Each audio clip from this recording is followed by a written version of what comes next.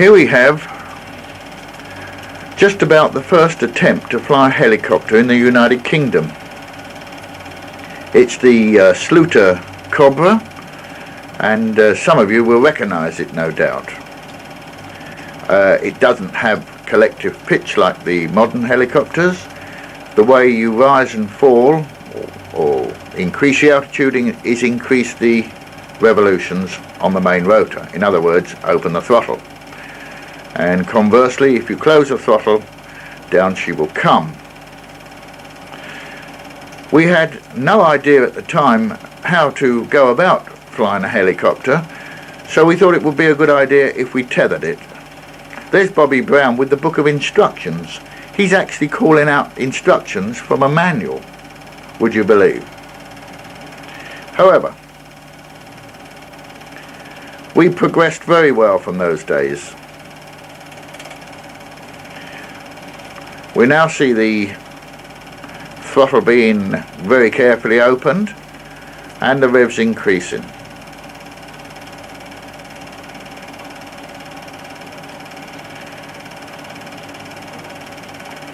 Plenty of exhaust smoke.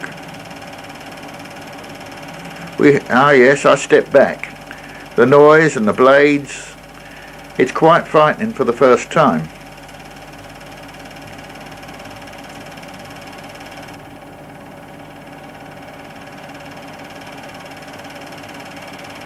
She's just becoming light. There she is, just lifting, but then I shut the throttle. Not satisfied with something. I believe if I remember correctly, I didn't have enough pitch on the main rotors.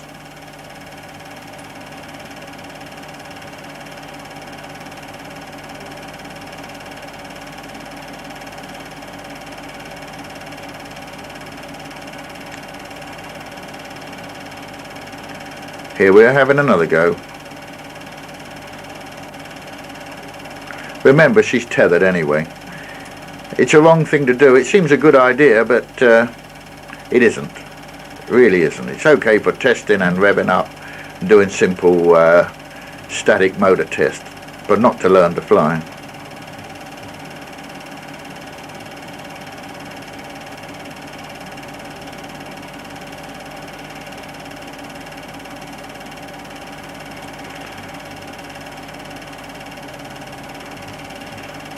She's getting a little light now. You can see it's just starting to dance.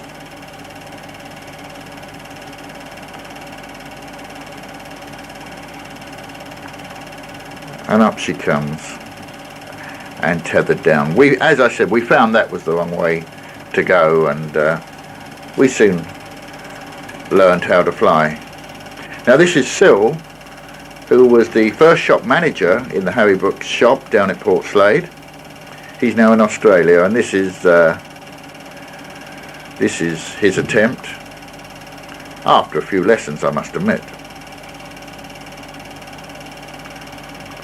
Flying quite gracefully.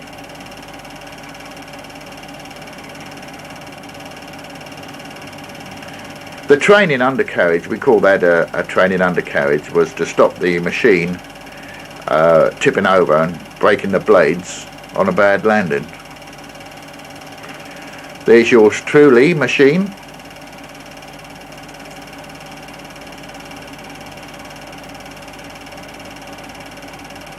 No Talgaros, remember, no collective.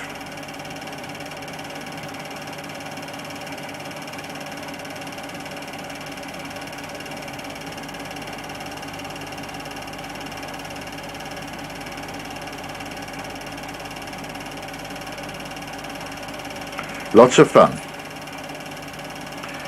The same as today. That doesn't change.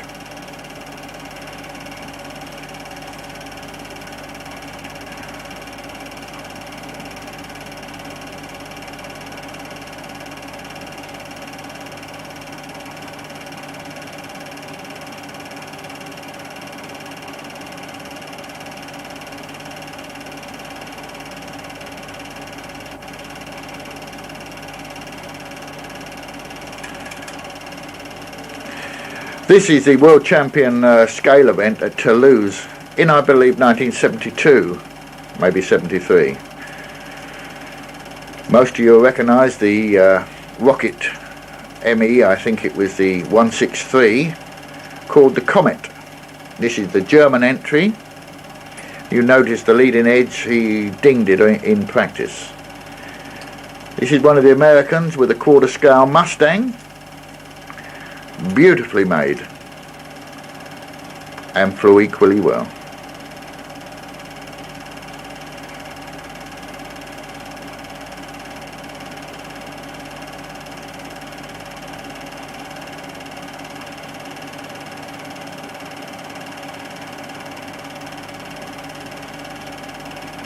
Back to the ME. This is a nice little touch. A truck is towing the machine to the flight line. The originals were towed by trucks. They could, being rocket ships, they couldn't taxi. You lit the fuse and away it went. I remember quite clearly that when this German guy did this, the crowd gave him lots of clapping.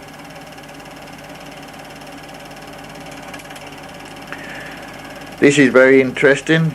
I think it's a third scale Spit. It's been flown by Dave Wright from Le Touquet to Lyd across the channel. Yes, straight across the channel. That Spit's carrying about a gallon of fuel on takeoff. Having taken off, the pilot gets into a helicopter, still keeping the machine airborne, and then flying the machine from the helicopter, he flew the channel. We were there. We were in a private aircraft and we managed to beat the helicopter and model across to Lyd to get the shots of the machine coming in. Now this is the Spit coming in, having crossed the channel. He had enough fuel on board to put up a very spirited display just before he landed.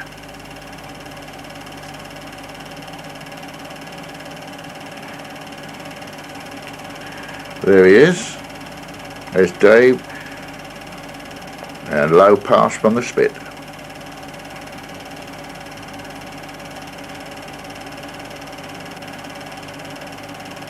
Beautiful.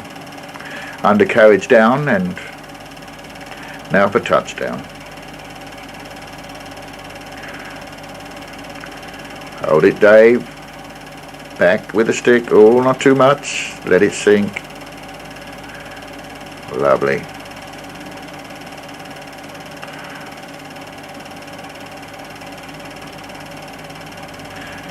That was recorded on television and it was quite a big thing in its day. Jim Davis sponsored the model. Jim Davis of Birmingham. And Alan Mann Helicopters supplied the helicopter. All in all, a very exciting day.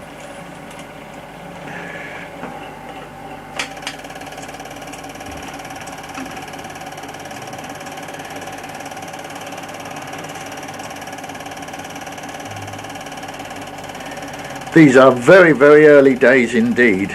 Some of the first attempts at radio control. Some of you will recognise the Super 60, Killcraft Super 60. And here comes a strange beast that I don't think many of you will recognise.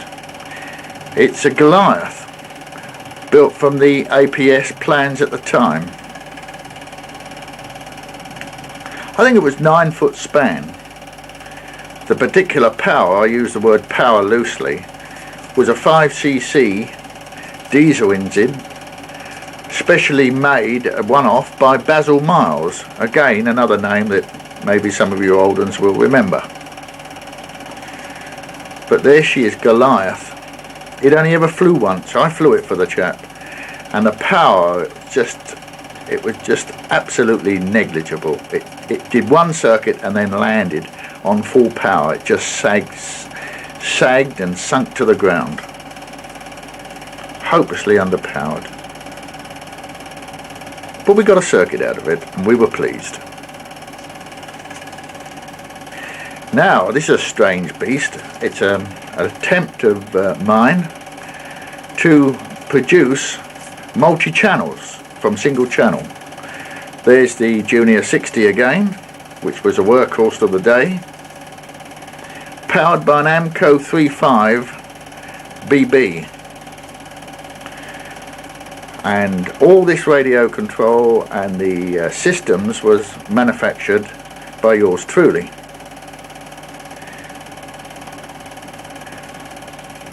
What a box of tricks. It's called sequential control, where a control would follow in sequence one of the other controls, and this box would select it automatically. Right rudder, right rudder, back to center, elevator up, elevator up, back to neutral, left, left, elevator down, elevator down, back to neutral, and a throttle control. See the flap at the back of the motor moving? Watch again, there it goes, and there she is. What a fine beast.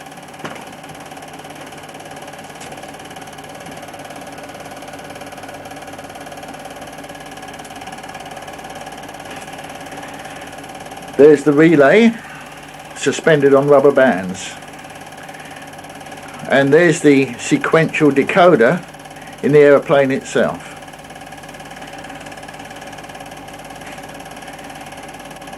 One of the early competitions of the day, with the two-wheel undercarriage and lack of radio control. The control I would like to call free flight controlled. Look at it. Ah, it got him. We used to call it interrupted free flight. That's what I was thinking of. But they flew. It was a 50-50 chance whether you took your model home. But there you go.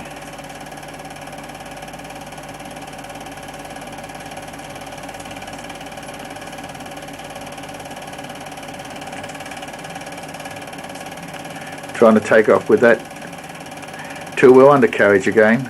That's better. Hand launch it.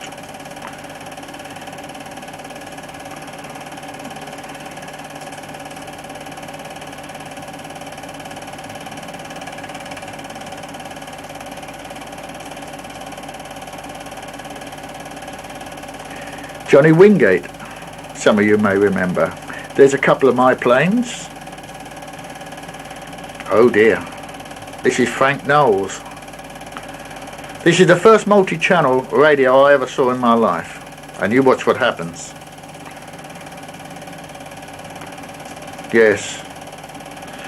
They certainly were experimental days.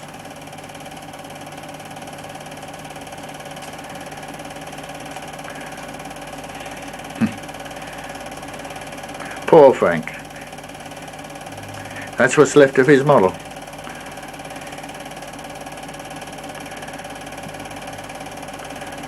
That's a bit brutal, filming the pieces. There's Dickie Smith with his Killcraft Aeronca.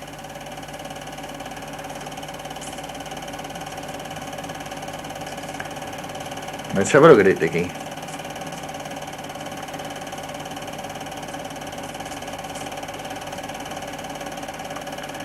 Bobby Brown.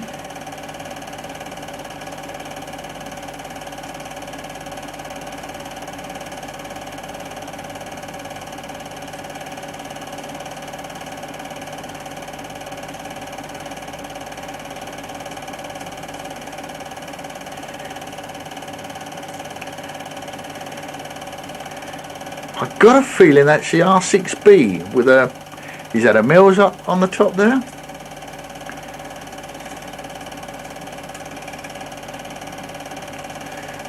He broke it anyway. Ah, modern times. We've got colour.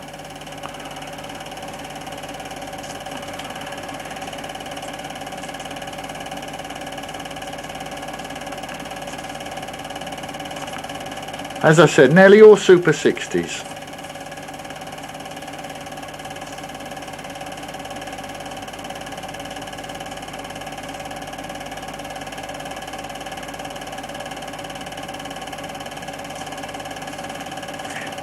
No, that was an early uproar. Yes, Ed Johnson carrying my original uproar.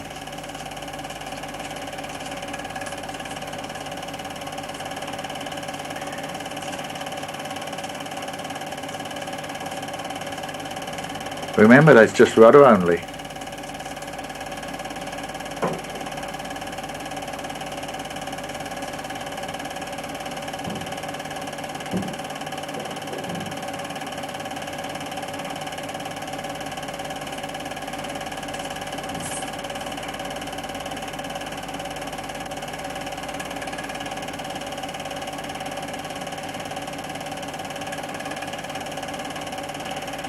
This looks like an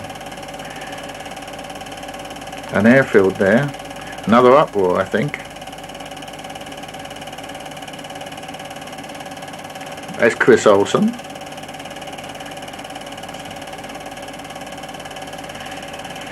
It's a very early competition.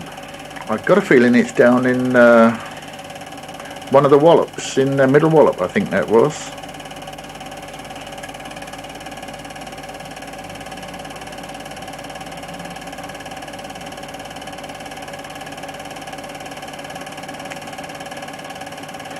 Look at the patches on the wing. Battle scars, no doubt. Oh, that was the Steigmar, the early air-operated compressed air system by a Swiss guy called Steigmar. And that was Ed Johnson flying it. There he is.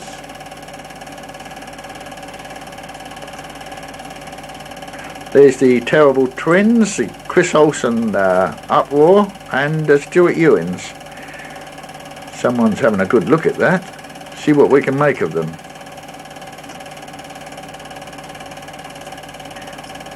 Franklin, I think his name was.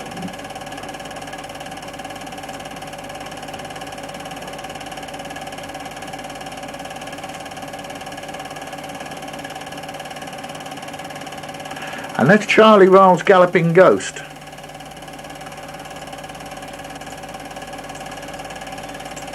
You can see the rudder flipping away. Well, I can see it as I record. There he is. Yes, that's Charlie Ryle.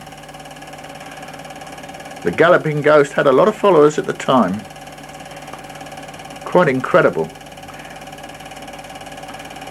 The elevator and rudder was continually flapping, and when you called for control, it stopped in a preset position, hopefully. Chris Olsen, an uproar.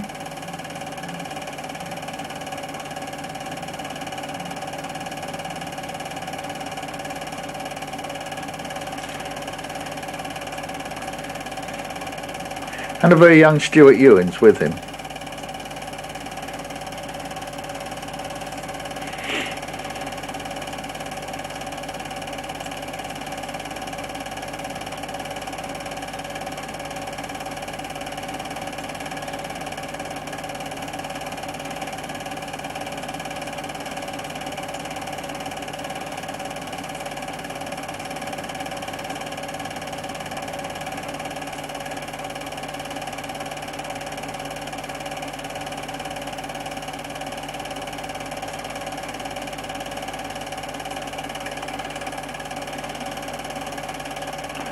Oh, we're back home now.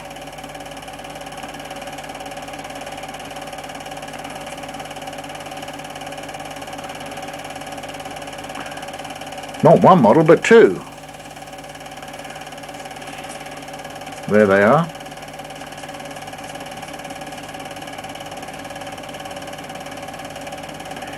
A pair of uproars.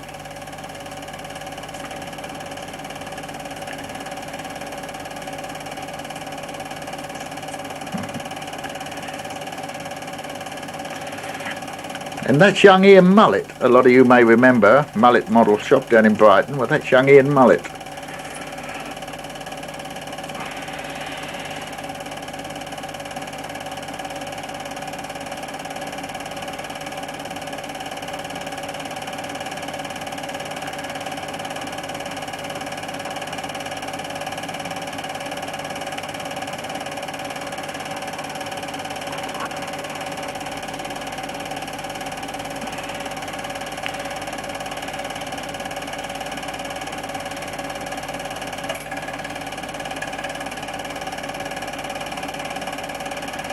There's young Dickie Smith.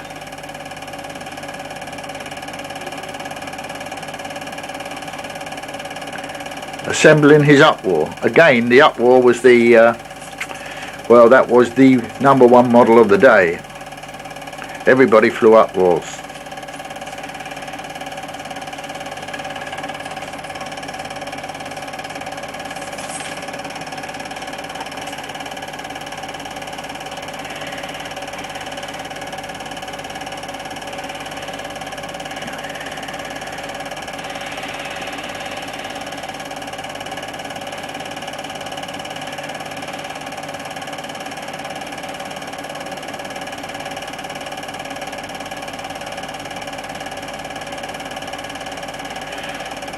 What do you know, we had ailerons then.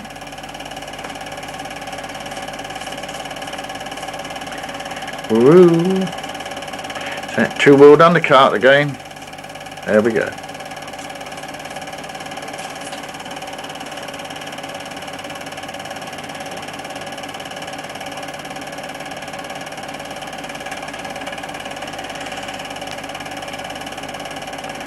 We were using an OS-35 at the time. Quite amazing what we did with such low power.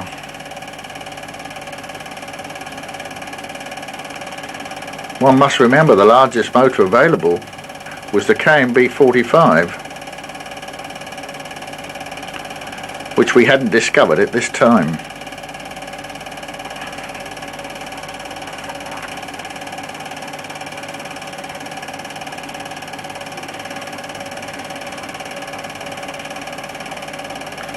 With rough grass and a two-wheeled undercart, it was customary to hand launch quite a number of times. There we go.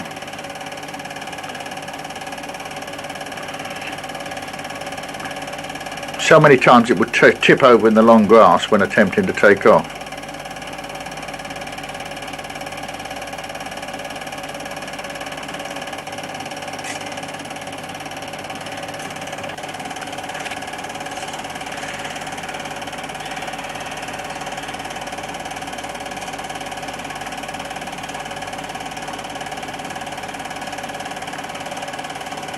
Now we're drifting back in time a little bit, and some will recognise some of these old models. Again, they're Super 60s and a Bicky glider. There's old Pop Orford, who some of you may recognise.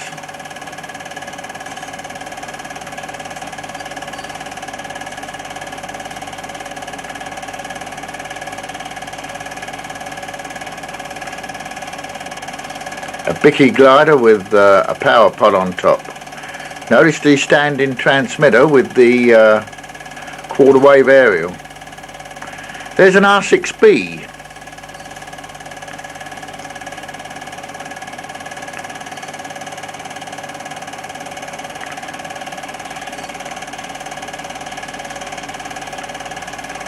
A good old one.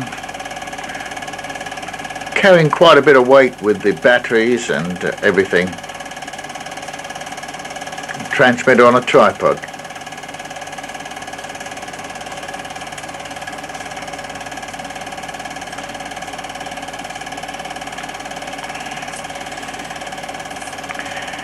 Oh yes, that's my model there that they're playing with.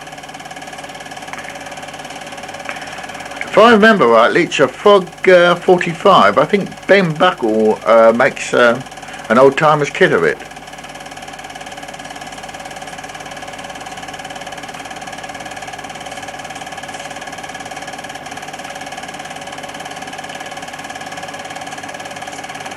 I'm afraid I don't remember the name of that model.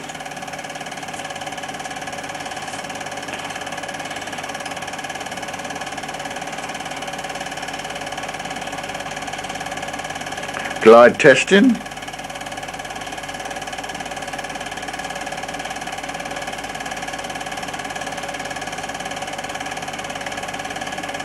I guess this must have been about 1959, maybe 58, 59.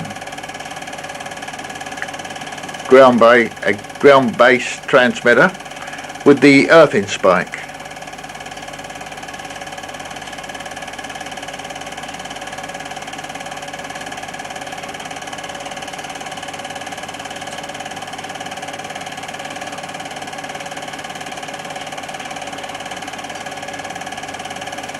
Range testing.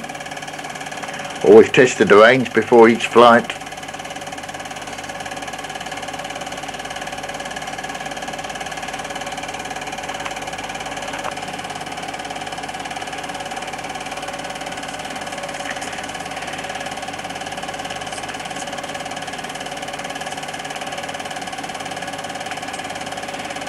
Doing our range testing again.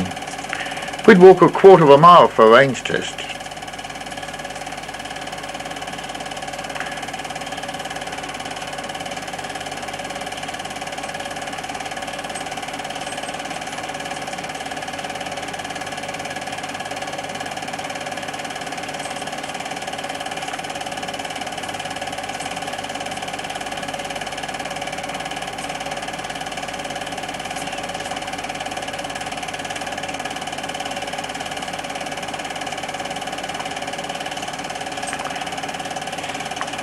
Another Junior 60.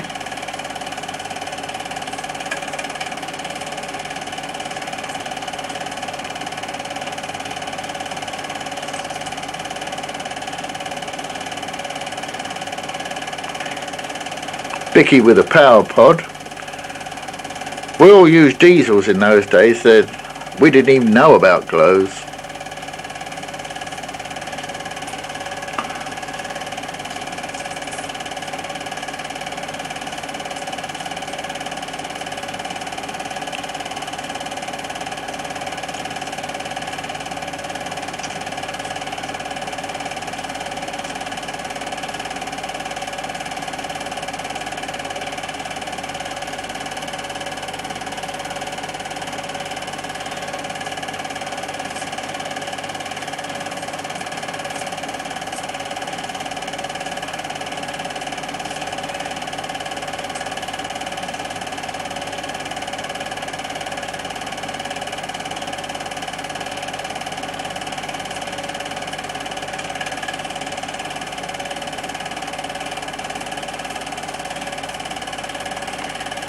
Old Pop was nearly 70, you know, when he was doing this, and he was one of the most active models you could imagine.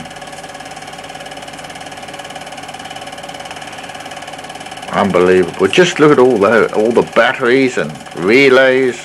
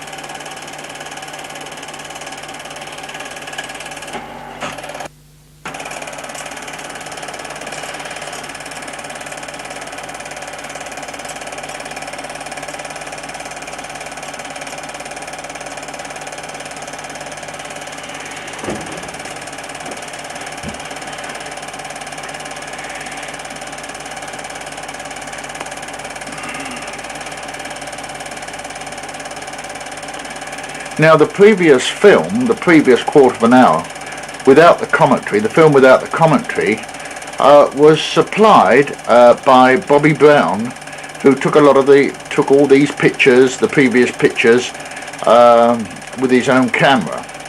And several people have forwarded films to me when they heard that I'm putting this all these old films together. Now this particular film that we're showing now is very historic in model aviation. It is a film taken in France of the first World Championship in 1960. And although there is a lot of flying in it, I will endeavour to eliminate the flying and the crashes possibly, and just show you the interesting bits. This was the first time that I'm pretty correct in saying that inverted flight was really seen publicly in Europe. If Chris Olsen was seeing this film, he may contradict me on that and say that he was flying inverted anyway. He possibly was, because he was in the team. But generally speaking, it had not been seen. And the use of ailerons and lots of other, or what were considered advanced techniques at the time. I don't remember where in France this was taken, where the championships were held, but I will endeavour to give you a bit of commentary as the film progresses.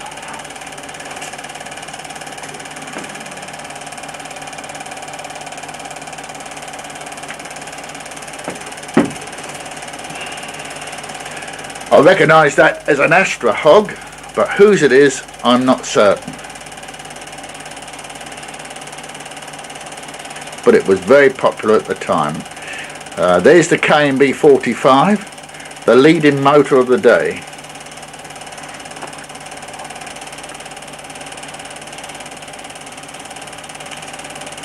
I'm pretty sure that was an uproar, and there's another Astra hog.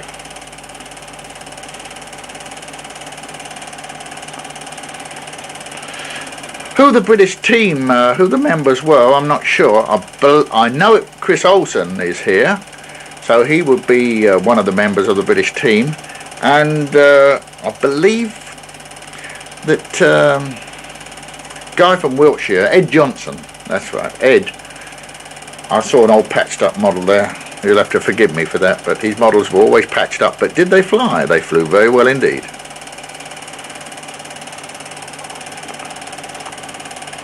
There's Chris Olsen now, doing something with his model. He's taken the wings off to sort it out. There's pictures of the type of undercarriage that were so modern in those days, we just hadn't seen anything like it. That's Bob Dunham's model. Bob Dunham of Orbit fame was the winner at this contest.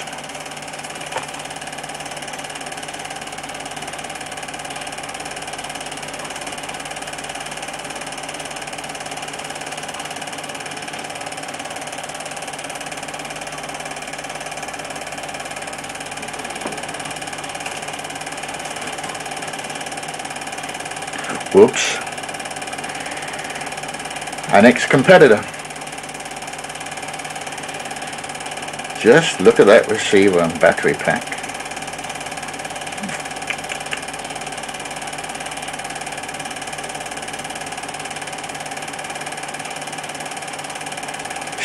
Stitz Playboy. Of course, seeing this advanced flying and model techniques in Europe really pushed the hobby on. There's Ed Komersky.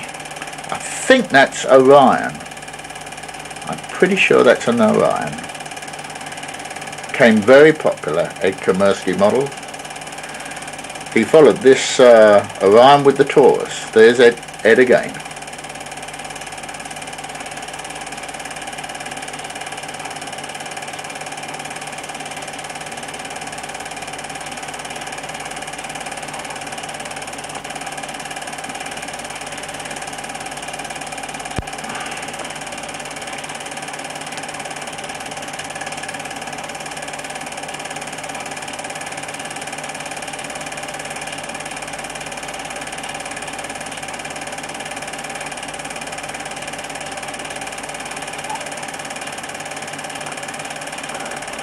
There's the winner, Bob Dunham. And that, I think, is Ed Komersky's jacket. I'm doing inverted flight there, As I said, this was very rare to see this in Europe at this time, 1960.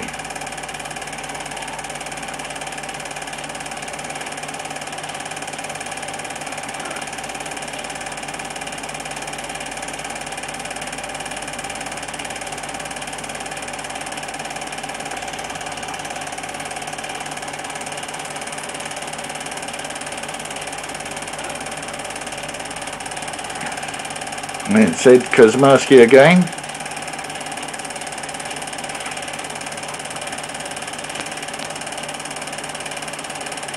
There goes an Astrahog. Coming in for his spot landing.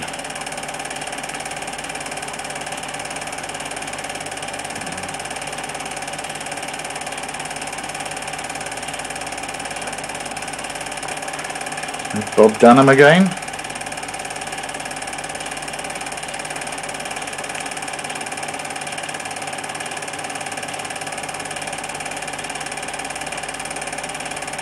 Inverted flag.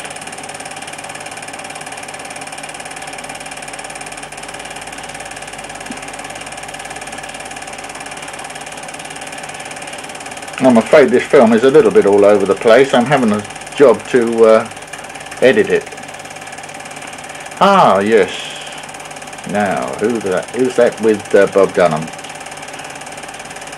Do you know, I see their faces, I can't remember their names.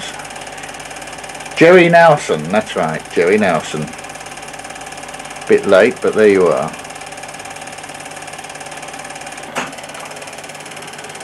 We're now jumping forward quite a bit from 1960 to 1964, but it happens to be on this reel. This is Genk, and this is my model taking off for the first flight. Unfortunately, you don't see what happens, but it crashes. A technical failure, and it crashes immediately after this.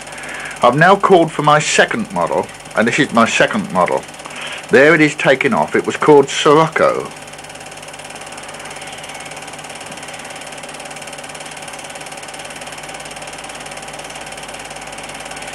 But no excuses, having lost my first #1 model. My second model, well, and one's all shook up. But there you go.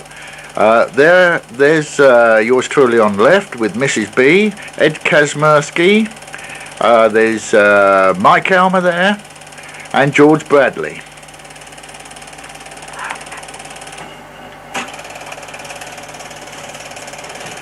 Here we are then.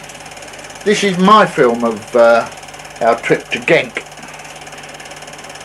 That's Dickie Smith there, and that's my old grey MG saloon. That's Dickie Smith. There's a few atmosphere scenes here of Belgium, and of course the motorway trip into Brussels and then on to Genk.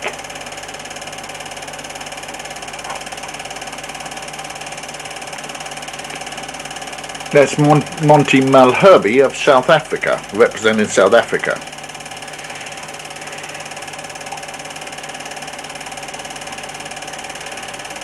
And if I'm not mistaken, that's Walter Klaus coming in his private aircraft.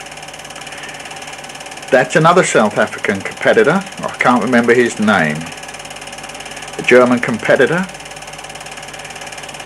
What a memory. I don't remember their darn names. That's Ed Kosmersky's Taurus taking off. And there's Jerry Nelson. Ed Kosmersky again. And Bob Dunham.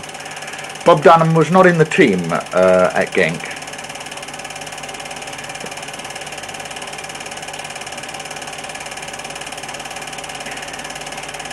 I think I'm right in saying it was Jerry Nelson and Ed Kosmersky and Doc Brooke. This is our English competitor. That was Vandenberg.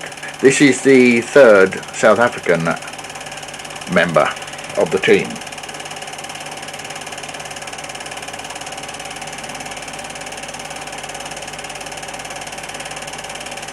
There's Mike Elmer, my wife. And that's the standby member of the South African team. Then Jerry Nelson with his model, which was called Sultan.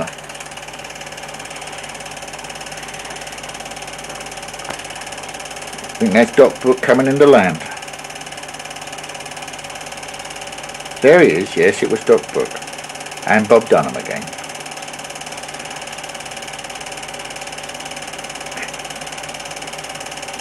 Doc Brooke represented America at that time. Monty Malherbe again.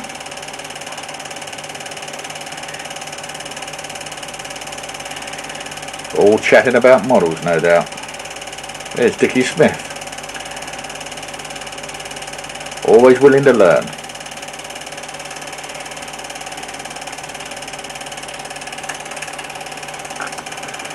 After the contest at Genk, we were all in with the British team. Were all invited, and the American team, to Walter Klaus Private Model Aerodrome in Germany. And here we are, all having quite a bit of fun. It was a fun fly, and you just did your own thing. It wasn't a contest. It was just a relaxing event after the contest. Lots and lots of fun. Doc Brooke enjoying a German sausage.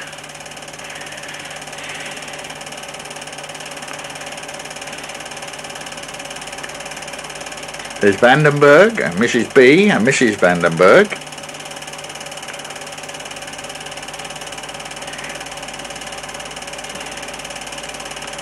And here comes a demonstration a local German team, flying doubters. They sure went fast.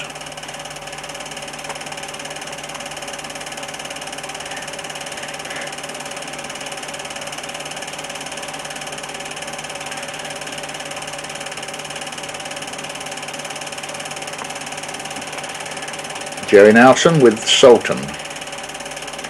Quite a popular model in its day.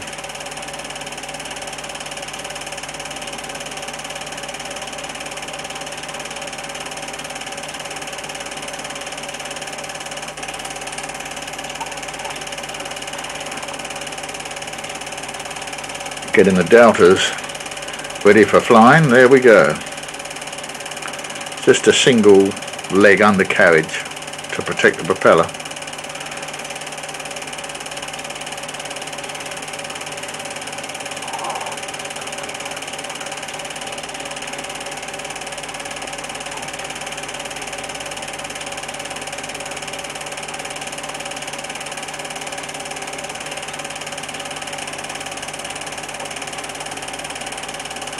Balloon busting, as I said, it was a fun contest. Jerry Nelson winning a bottle of wine.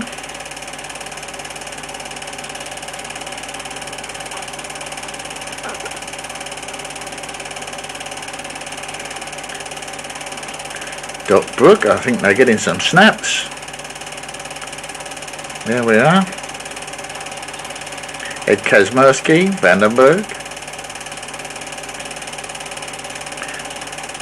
Don't remember that guy, he's one of the German team.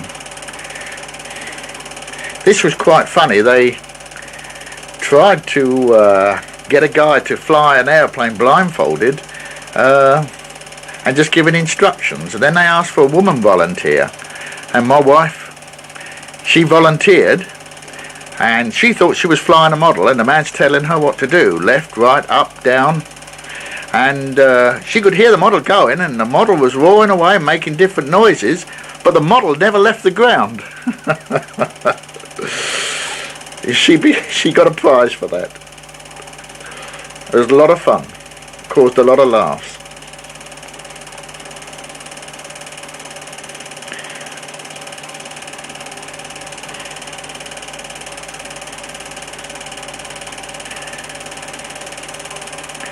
Oh dear, the inevitable rain.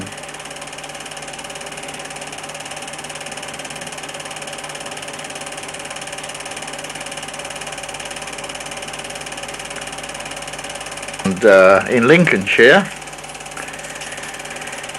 and there's a competition going there. I can't think of what competition it was. It could be the Nationals.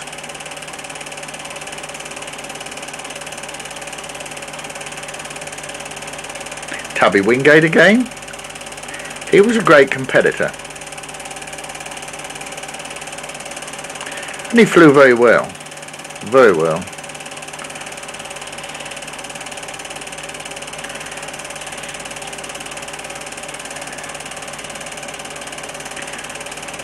There's Mike Almer.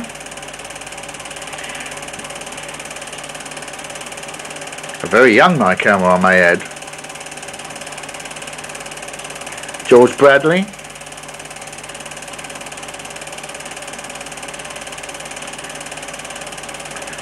From Nottingham. Scorpio, I think he named that model. Big model. Flew very well. He flew very well as well.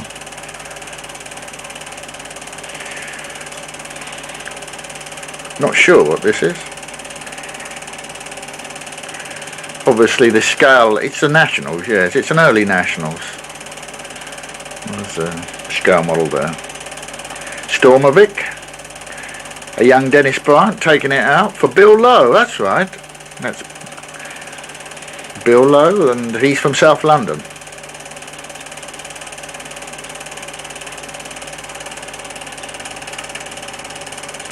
There's a Mackie 202, I think it is, Dennis Bryant's.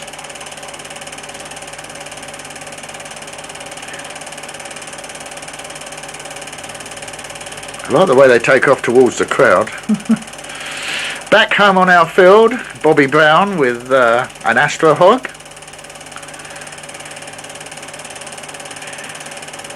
Most prolific builder, Bobby. Very, very keen, always has been. He started me off in radio control modelling, I should add. I'm launching a model for Mike Elmer in the red cap and shirt.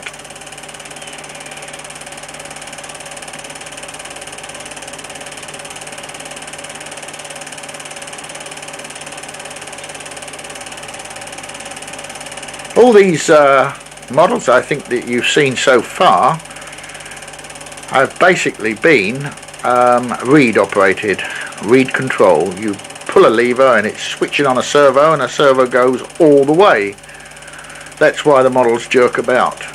The trick is not to let it go all the way. In other words, give a little dab. You just touch the controls lightly and pulse it. You'll probably see the guy do it there.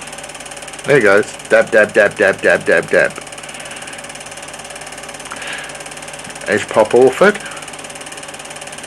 Understand that model still exists. Some guy in Poynings has got it.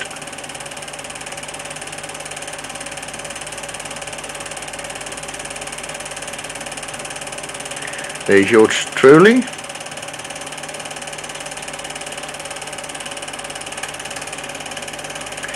Oh, a twin.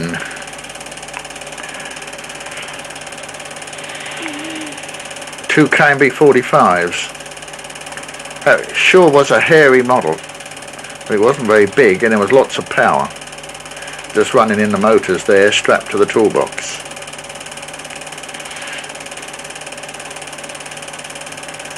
Very rough ground.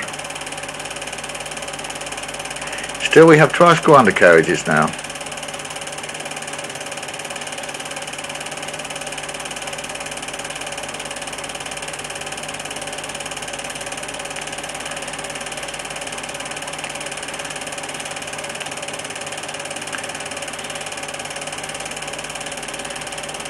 There she goes.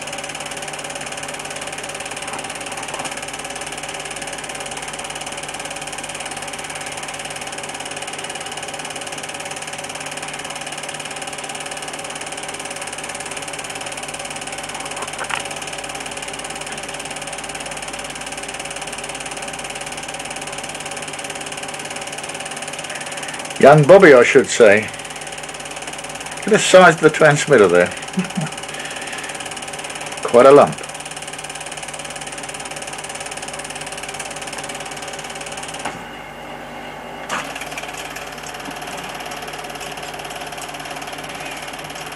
Now we've moved on a few years to proportional early Springbrook days, probably about 1968, 69 maybe. That's Dennis Bryant flying at Hamburg for the at the World Championships representing England. I think that's an RW8, but I'm sure he'll forgive me if I got it wrong.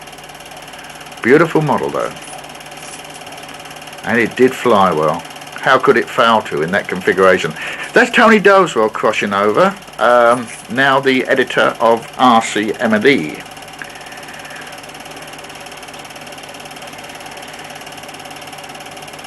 There's Dennis in all his glory. Quite a fabulous model. I'm sure everyone would agree with that. Pylon racing, and I think I'm in this. Someone's taking this film.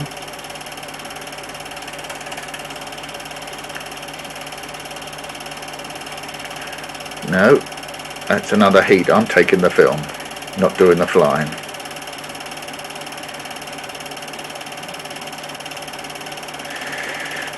This is Robin Lehman, an American millionaire, as many of anyone that knew of him would realise. And he had two full-time builders building models for him. He was so taken with the hobby. Wasn't a very good flyer.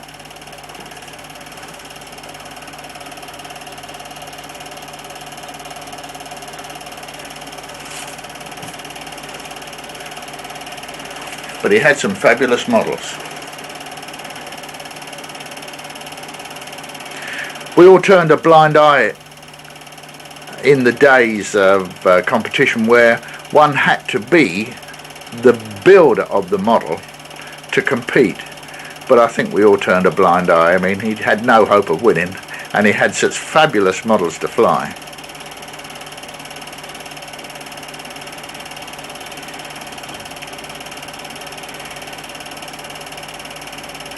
And of course he used Springbrook.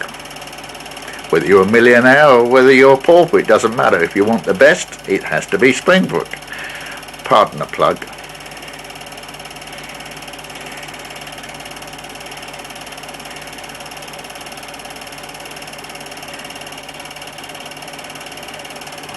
Handsome sight.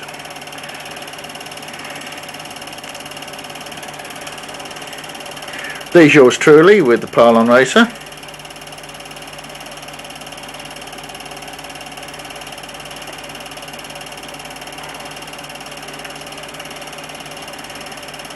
Good old Dickie Smith.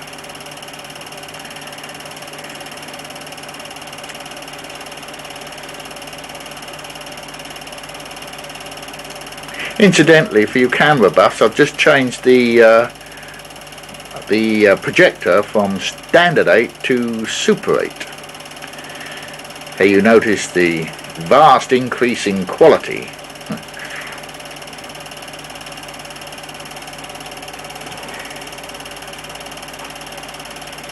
There's the pylons, the models going around the pylons. Smashing sport. So whether they don't do more of it today, I don't know whether they do. But anyone that's a reasonable flyer, does a bit of practice, can compete. But of course, the more you practice, the better you get. The same with everything.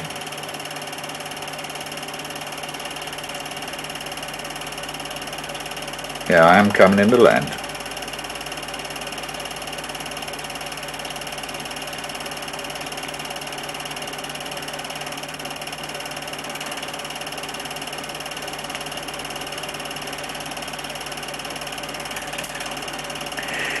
There's your Shackleton. Second time you've seen it on this tape. What a fabulous model.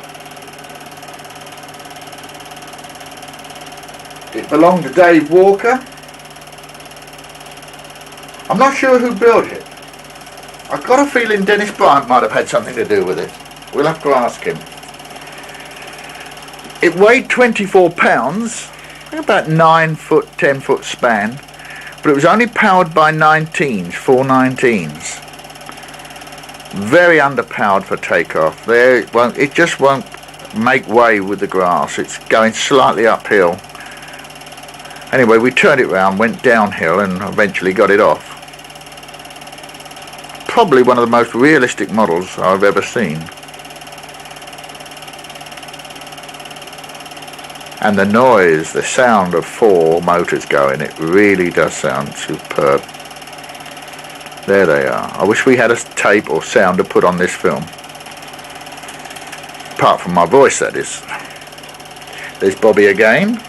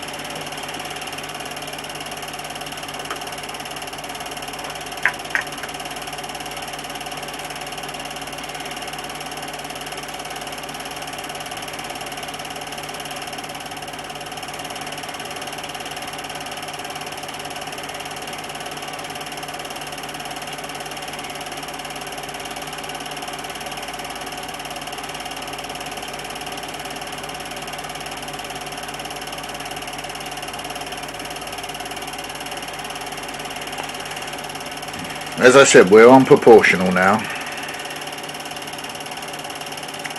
Nice day, nice and warm.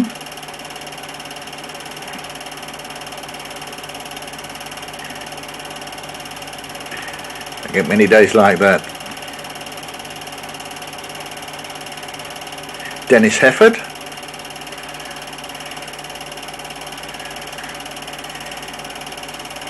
Professional model builder by trade, and a very good flyer.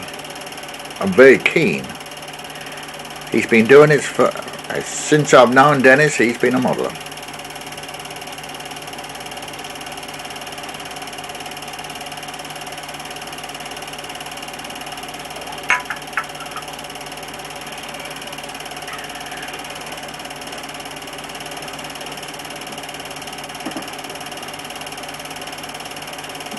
The guy standing next to Bobby Brown is Dieter Brand of Brand Electronics of West Germany.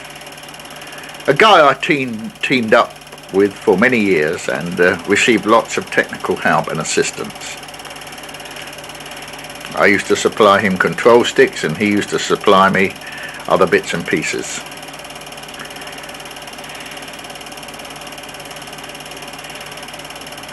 Here's a superb model.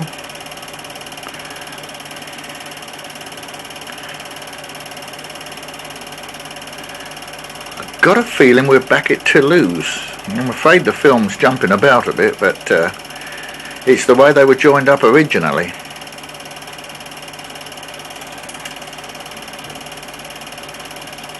No, it's another contest. And another comet. The one at Toulouse was red.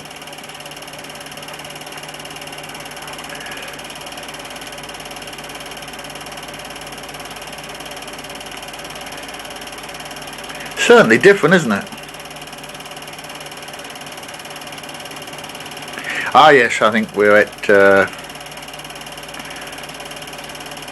I'm not sure whether we're at Hamburg or Toulouse. I'll have to ask Dennis.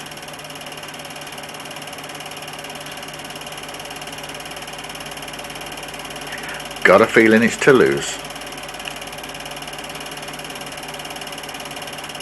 American contestant, forget the guy's name.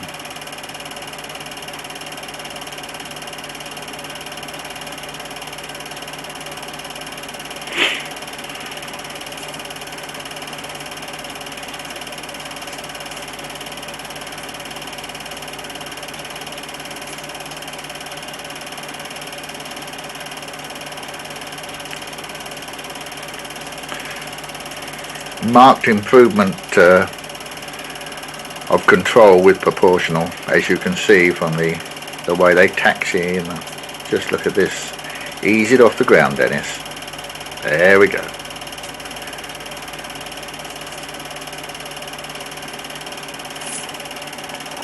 Just a quick picture of the son and heir, young Barry Brooks. How old would he be there? 2 or 3? Enjoying himself anyway. Yes. Hamburg. We're off to Hamburg on the way or on the way back. Chris Foss, that's Chris Foss. He came with us. And trying to remember the guy's name that was flying aerobatics. It's all too much for some people, mind you. Someone took a picture of this. I think it was a Dutch magazine, and it appeared in the magazine, a picture of the young lad. Oh, Foster, Stuart Foster. That's the name that's escaped me. It's just come to me. Stuart Foster. The film's all over the place because this is leaving Brighton to go to Bremen. I said Hamburg, I meant Bremen.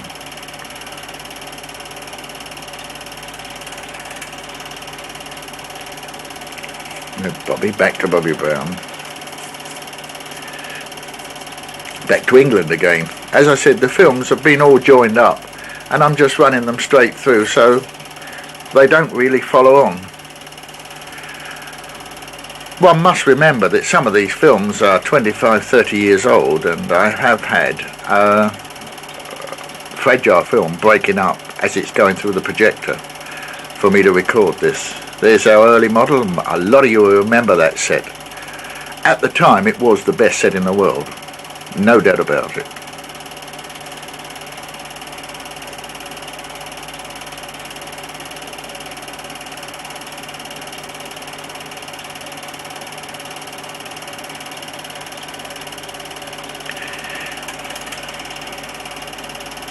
Fokker D8.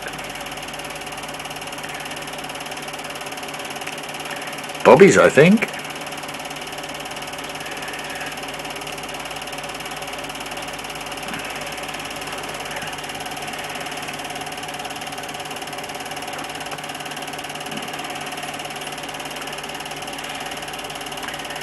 Dennis Hefford with young Barry Brooks getting interested.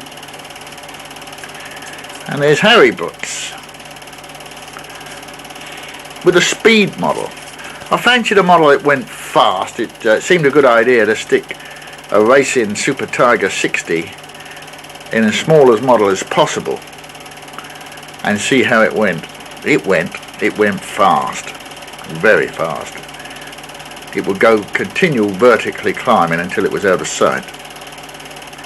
We have some pictures in a few seconds. It's a lot of fun, just for fun.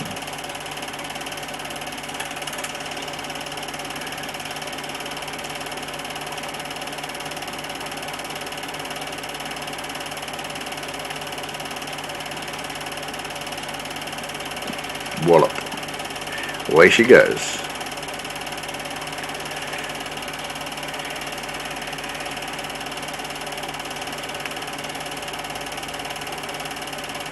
Running rich a bit. I see a smoke trail.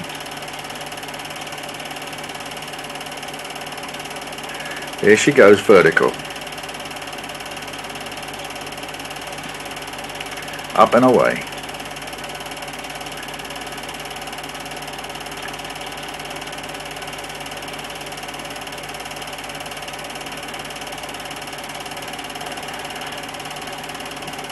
You can see by the clouds background that the plane is moving. I don't know what it's doing, 120, 130 possibly.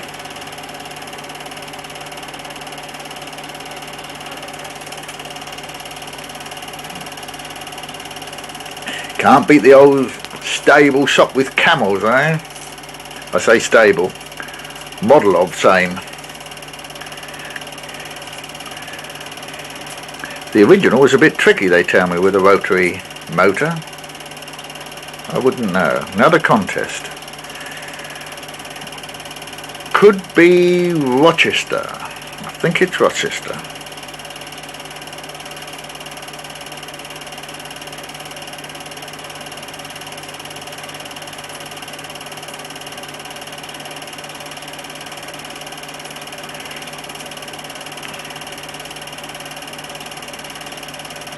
Whoa.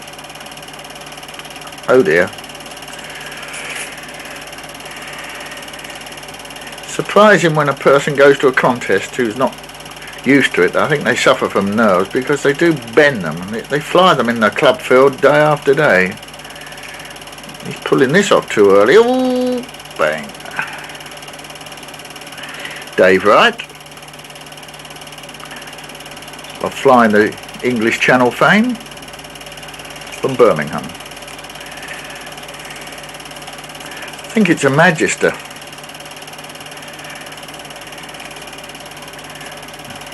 I don't know who the pilot is, but he certainly handles the model well. Taxis it out, turns into wind, throttles back, opens the throttle, tail up, and a nice takeoff, a very nice takeoff.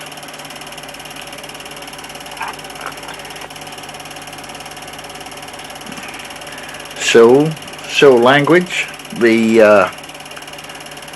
first manager of the Harry Book shop at Port Slade,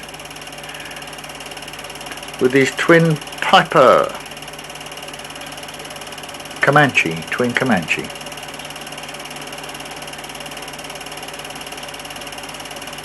Sills now in Australia, Brisbane.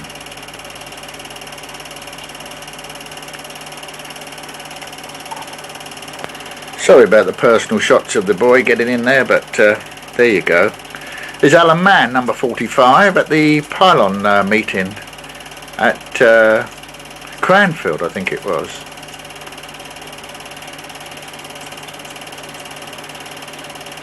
Dickie Smith, yes, at pylon meeting.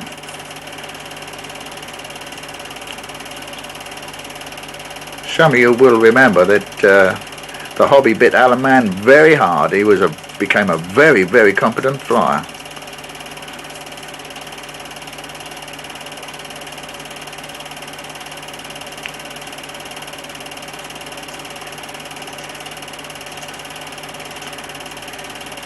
Another local lad.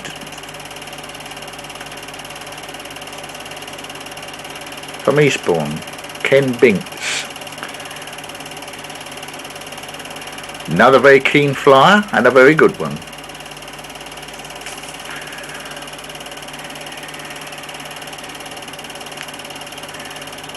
There's Ken. Looks a lot younger there, doesn't he?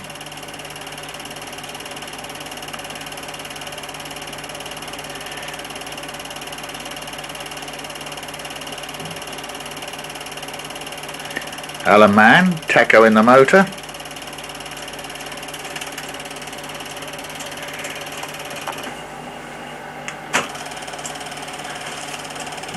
Now here we are in 1974, going to America to the National Championships of the USA, which were in that year held at Lakehurst.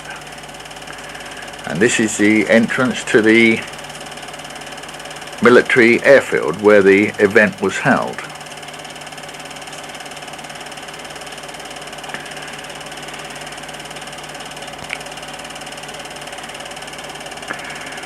One of the worn out aircraft of the Blue Angels. Olympics, Aero Olympics, 1974.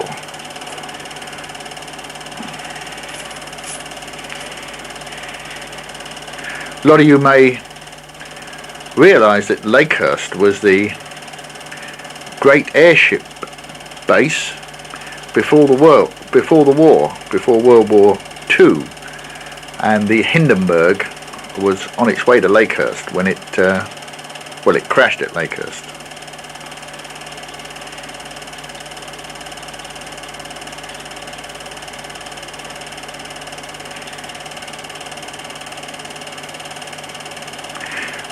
Ah, this is the marking for the pylon racing.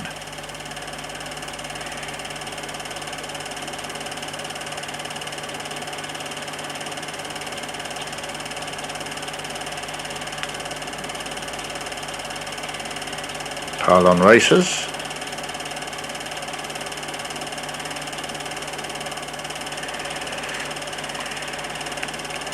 Although they call it a pylon, obviously a pylon doesn't stick up in the air, but the pylon is the marking place where you turn, and they usually signify a turn by dropping the flag. So you can't turn until the flag is dropped.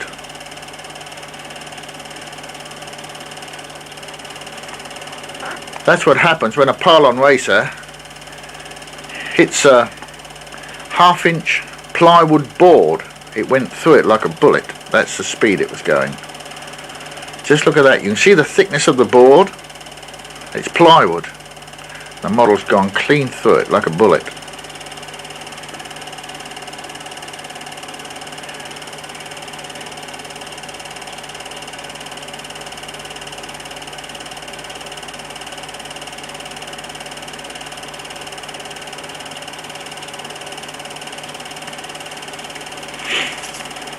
I think I recognise the make of radio there, but I won't say it.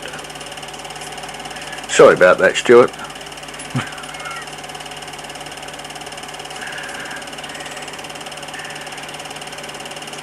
Probably nothing to do with the radio anyway, you're just flying too damn low.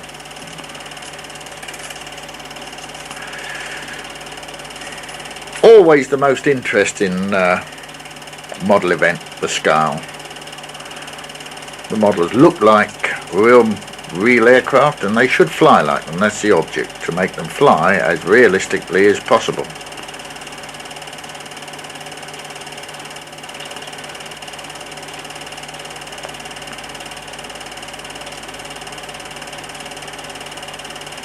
Got a feeling Brian Taylor was here at this event.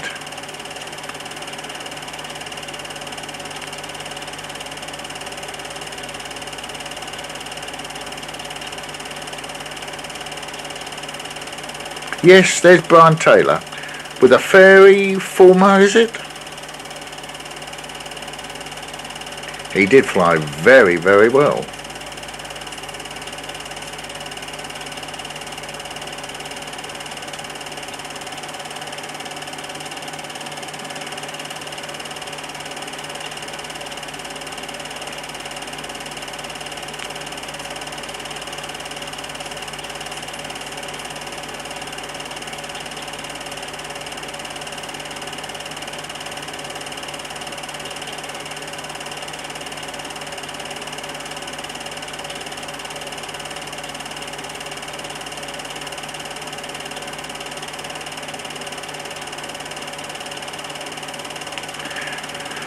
The forward two-wheel undercarriage is very, very difficult to control. Very difficult. Now, there's a British entrant.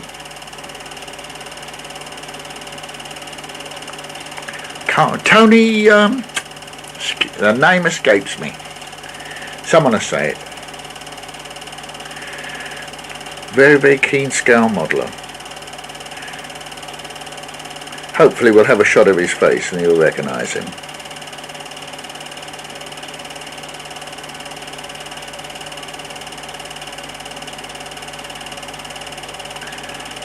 Very ambitious model for a scale event of a world class.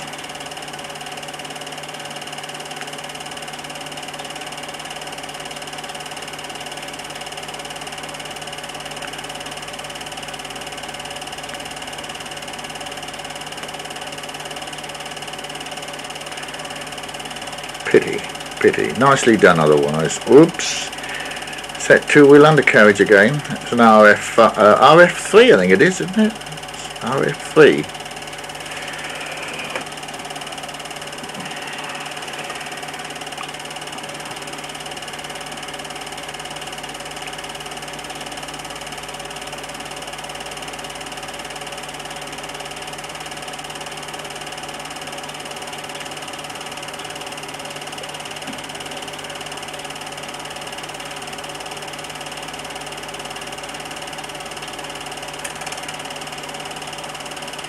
Brian Taylor.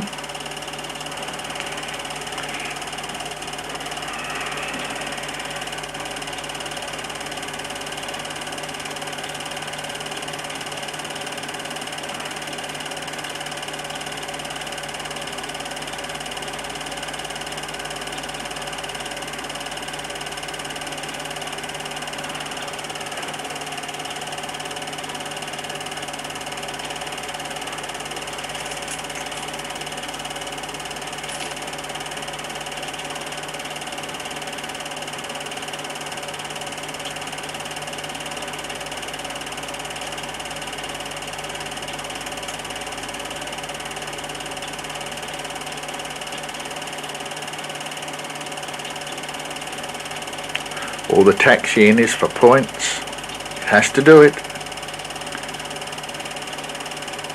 Another nice takeoff. Dropped the wing slightly. Never mind. Probably lost a point or two for that.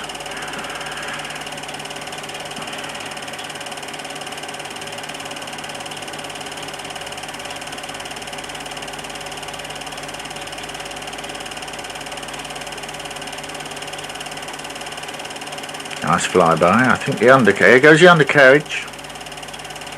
Lovely. Flaps down.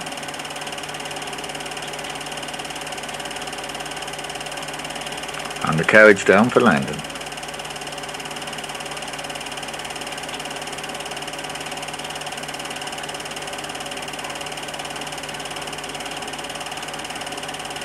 Oh dear. Oh, he's dropped a leg. Oh well, it can happen with a real one.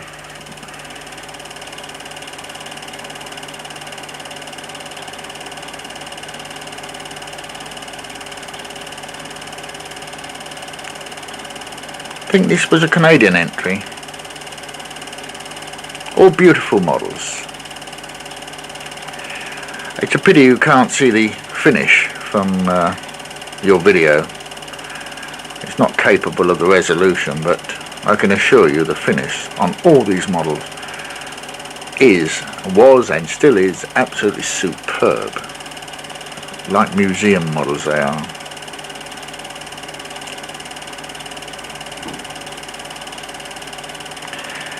Trouble with most car modelers, they are beautiful builders, but they suffer a bit from flying experience. They spend so much time building.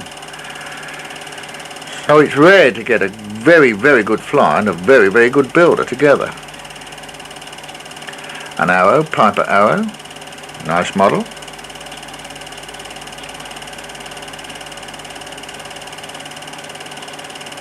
Or is it a Comanche? Let's have a look. If it's parallel wings, it's an Arrow. If it's tapered, it's Comanche.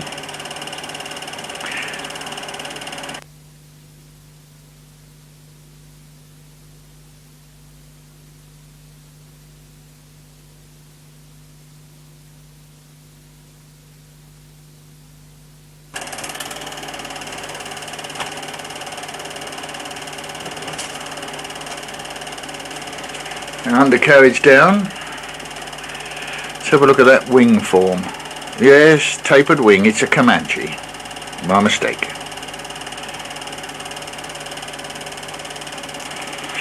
So all the judges enjoying themselves. As I always say, these judges are the best that money can buy. Here comes a French entrant. I know the name of the airplane. I can't bring my memory to it, but it's a French airplane, all wooden airplane. Used to be one at Shore. This model's a fine example. Let's see if I can blow that hair away.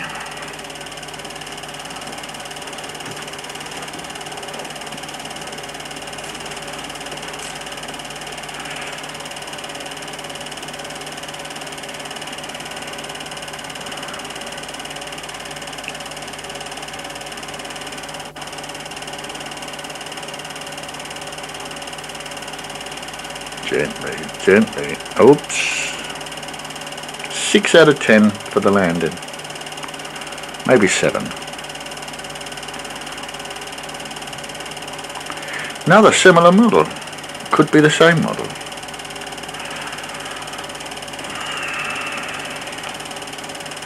I mean, it could be a model of the same full-size airplane.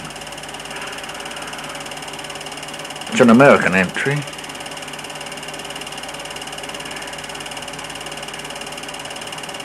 Beautiful takeoff.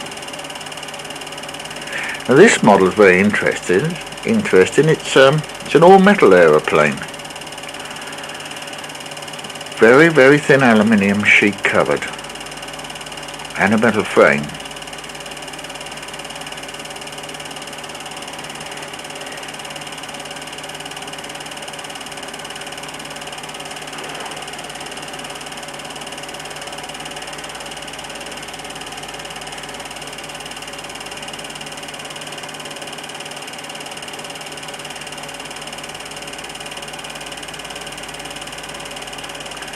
Oh, there's the arrow.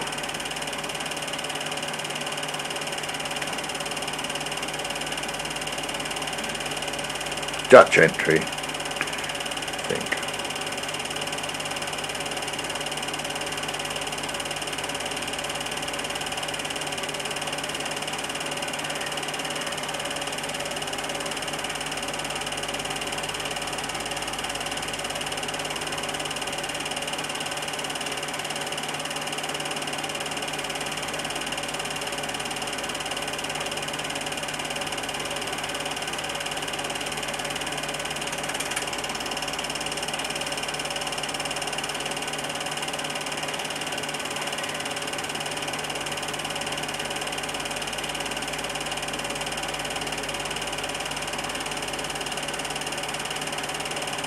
No pilot.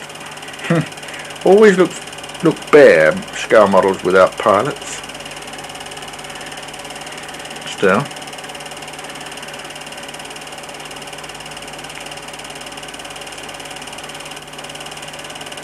He's sure he's proud of it.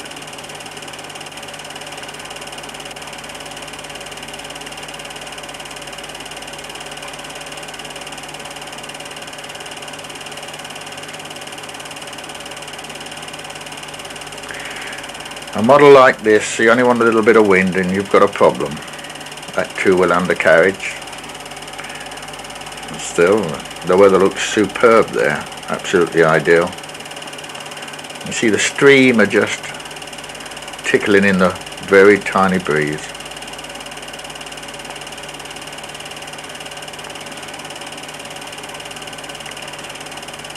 Tail up. And away.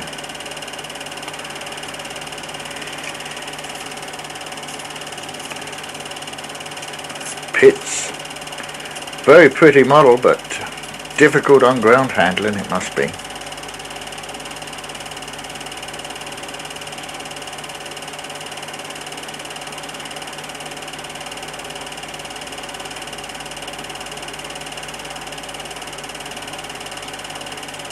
Ooh.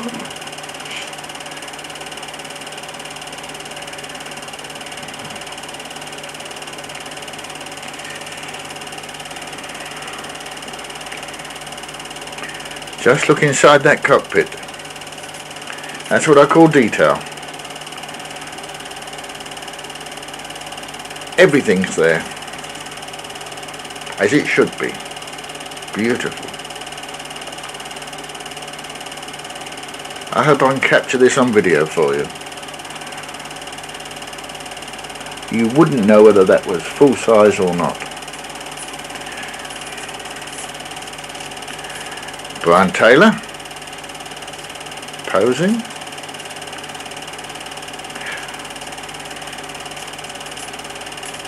I think that was Dennis Lunt. I think that was the name I was trying to think of. I know the team members for scale. I think it was Dennis Lunt, Brian Taylor, and Mick Reeves. Oh yes, of Mick Reeves fame. He's been modelling a long time.